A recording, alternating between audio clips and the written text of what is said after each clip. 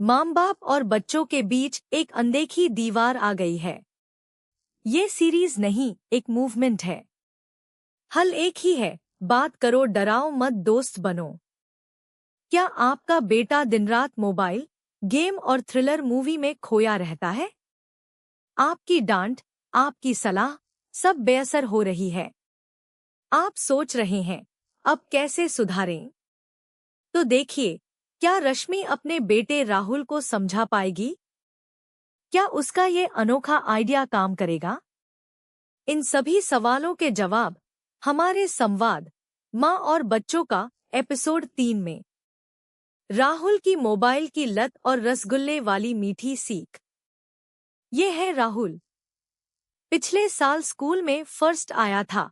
खेल और साहित्यिक गतिविधियों में कई सर्टिफिकेट जीते थे।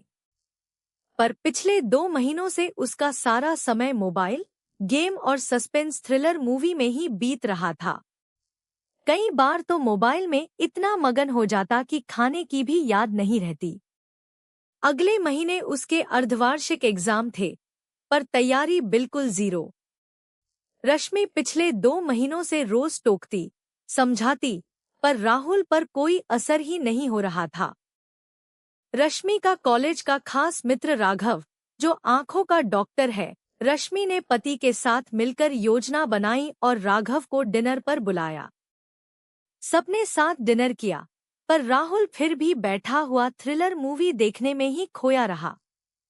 राघव से बातों बातों में रश्मि ने कहा, राहुल पिछले कुछ दिनों से आंखों में दर्द की शिकायत कर रहा है, जरा देख लोगे?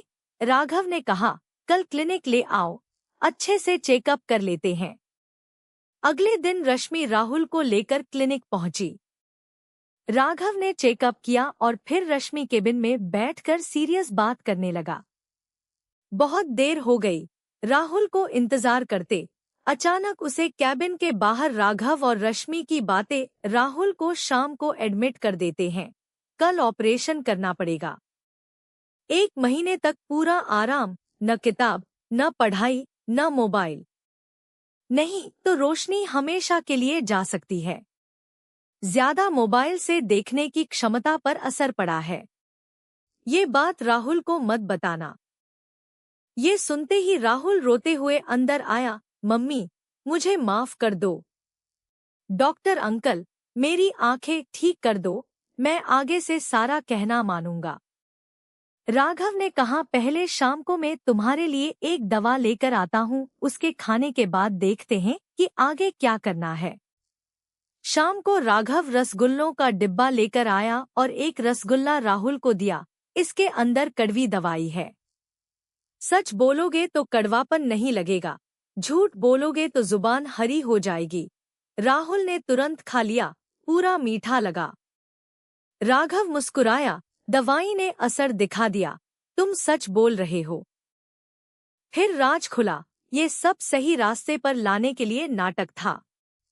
राहुल रश्मि के गले लग गया, माँ, 3री कक्षा में पढ़ा था माँ बच्चों की दोस्त होती है, आज सच में समझ आया।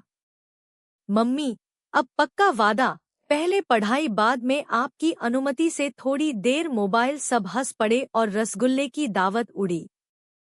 रश्मि ने राहुल से कहा कि माँ हमेशा बच्चों की भलाई चाहती है, लेकिन माँ को हर दिन साबित करना पड़ता है कि वो सिर्फ माँ नहीं, तुम्हारी सबसे अच्छी दोस्त भी है।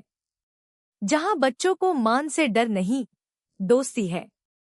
आज का एपिसोड आपको कैसा लगा? क्या रश्मि का आइडिया सही था? अपनी राय कमेंट बॉक्स में हाँ या नहीं जरूर बताएं।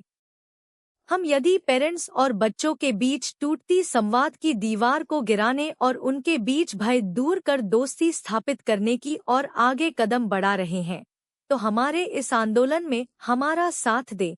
एपिसोड को like, follow, share, comment, subscribe करें। हमारे सारे सोशल मीडिया चैनल पेज की लिंक कमेंट बॉक्स में पेस्ट की है।